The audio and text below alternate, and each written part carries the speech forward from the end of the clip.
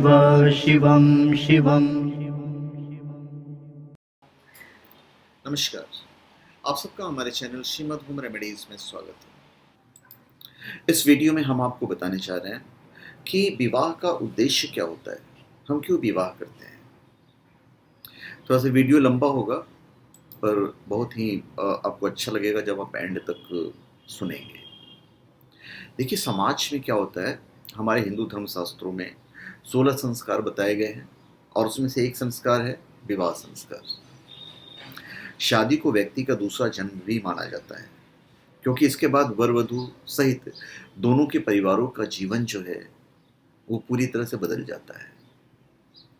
वैदिक ग्रंथों में विवाह संस्था को आश्रम या शुद्धिकरण के पवित्र स्थान के रूप में जाना जाता है और विवाह इसके लिए बहुत अवसर प्रदान करता है, क्योंकि इसमें किसी के अपने व्यक्तिगत आसक्ति से ऊपर उठना और भक्ति और विरक्ति के साथ परिवार के अन्य सदस्यों की सेवा करना शामिल है और यह आसान नहीं है।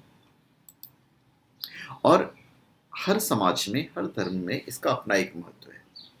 विवाह का जो शाब्दिक अर्थ है उद्र, उद्र अर्थात वधु को वर के घर ले जाना। विवाह को परिभाषित करते हुए लूसी मेयर लिखती हैं कि विवाह की परिभाषा ये है कि वो स्त्री पुरुष का ऐसा योग है जिससे स्त्री से जन्मा बच्चा माता पिता की वैध संतान माना जाए। बोगार्डस के अनुसार विवाह स्त्री और पुरुष के पारिवारिक जीवन में प्रवेश करने की एक संस्था है, राइट। तो इसलिए विवाह के संबंध में कई महत्वपूर्ण सावधानी रखनी भी जरूरी होता है। विवाह के बाद वर वधू के जीवन सुखी और खुशियों भरा हुआ हो, ये कामना की जाती है। विवाह शाब्दिक अर्थ हम देखें तो विशेष रूप से उत्तरदायित्व का वहन करना। तो पानी ग्रहण संस्कार को सामान्य रूप से हिंदू विवाह के नाम से ही जाना जाता है। अन्य धर्मों में विवाह पति और पत्नी के बीच एक प्रकार का करार होता है जिसे कि विशेष परिस्थितियों में तोड़ा भी जा सकता है, परंतु हिंदू विवाह पति और पत्नी के बीच जन्म जन्मांतरों का संबंध होता है जिसे किसी परिस्थिति में नहीं तोड़ा जा सकता है।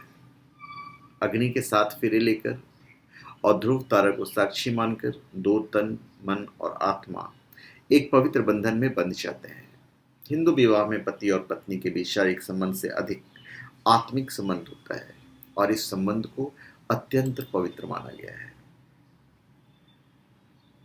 और यदि विवाह सही तरीके से संपन्न किया जाता है तो बद्ध आत्मा को अपनी झूठी अहंकार को खत्म करने और कृष्ण भावनामृत में और अधिक उन्नत बनने और धैर्य, दृढ़ संकल्प, शुद्धता, विश्वास इत्यादि जैसे भक्ति के गुणों को विकसित करने का अद्भुत अवसर है।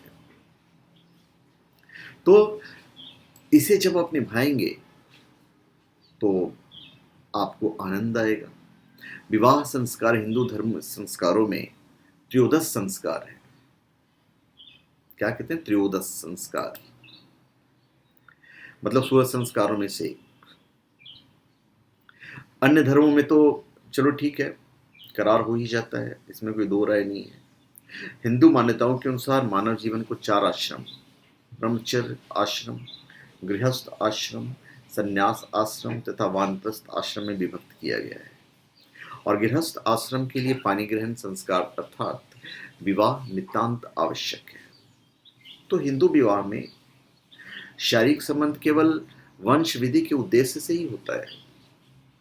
सतपथ ब्राह्मणों ने भी लिखा गया है कि पत्नी निश्चित रूप से पति का आदर्श है, अतः जब तक पुरुष अपनी पत्नी प्राप्त नहीं करता और संतान उत्पन्न नहीं करता तब तक वह पूर्ण नहीं होता है। तो विवाह की संज्ञा जो है वो काफी लोगों ने अलग अलग प्रकार से भी दी है।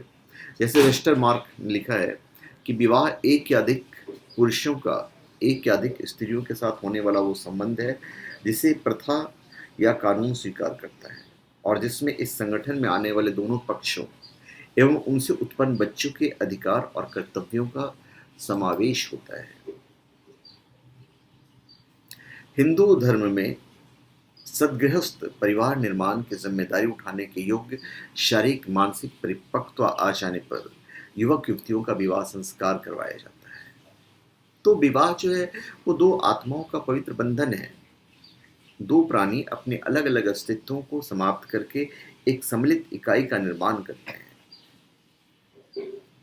श्रुति का वचन है, श्रुति का ये वचन है, दो शरीर, दो मन और बुद्धि, दो हृदय, दो प्राण और दो आत्माओं का समन्वय करके अगाध प्रेम के व्रत को पालन करने वाला दंपत्ति उमा महेश्वर के प्रेमादर्श को धारण करते हैं। यही विवाह का स्वरूप है। और हिंदू संस्कृति में विवाह कभी न टूटने वाला एक परम पवित्र धार्मिक संस्कार है, यज्ञ है। विवाह में दो प्राणी अपने अलग अलग अस्तित्वों को समाप्त कर एक सम्मिलित इकाई का निर्माण करते हैं और एक दूसरे को अपनी योग्यताओं और भावनाओं का लाभ पहुंचाते हुए गाड़ी में लगे दो पहियों की तरफ प्रगति करके आगे बढ़ते जाते हैं। सृष्टि के आरंभ में विवाह जैसी कोई प्रथा नहीं थी। कोई भी पुरुष किसी भी स्त्री से यौन संबंध बनाकर संतान उत्पन्न कर सकता था, ऐसा कहीं कहीं मैंने पढ़ा भी है। तो पिता का ज्ञान न होने से मातृपक्ष को ही प्रधानता थी और संतान का परिचय माता से ही दिया जाता था। और ये व्यवस्था वैदिक काल तक चलती रही थी और इस व्यवस्था को परवर्ती काल में ऋषियों ने चुनौती दी तथा इसे एक संबंध मानते हुए नए वैवाहिक नियम बनाए। और इसका जो प्रूफ है वो मिलता है। तो विवाह क्या है, मेरे ख्याल से मैंने आपको सारी चीज़ें बता दी हैं। अश्वलायन ने तो यहाँ तक लिखा है कि इस विवाह विधि से उत्पन्न पुत्र 12 पूर्वजों और 12 वर्णों को पवित्र करता है। तो विवाह का अपना एक अलग ही महत्व है और इस संस्कार के द्वारा व्यक्ति का पूर्ण रूप से समाजीकरण हो जाता है। पुत्री का विवाह करना पिता का परम कर्तव्य समझा जाता है। यदि यौवन प्राप्त करने पर भी कन्या के विवाह को उसका विवाह नहीं करे तो बड़े पाप के भागी होते हैं। धर्मशास्त्रों ने लिखा है कि ऐसी दशा में कन्या स्वयं अपने लिए योग्य वर ढूंढकर विवाह कर सकती है। गृह सूत्रों में विवाह संस्कार के लिए उपयुक्त समय, वर और वधू की योग्यताएं और विवाह संस्कार के विभिन्न चरणों का विस्तृत वर्णन मिलता है। मनु के अनुसार तो उन परिवारों की कन्या से विवाह नहीं करना चाहिए जो धर्म पालन न करते हों, वेद न पढ़ते हों, जिनमें पुत्र जन्म न होता हो और जिसमें कुछ पुराने रोग हों, क्योंकि पुत्र न होना और रोगों का पैतृक प्रभाव भावी संतान पर पड़ता है। पर एनीवेज ये बहुत पहले की बातें हैं जो आजकल कलयुग में इतना ज़्यादा फॉलो नहीं किया जा सकता है।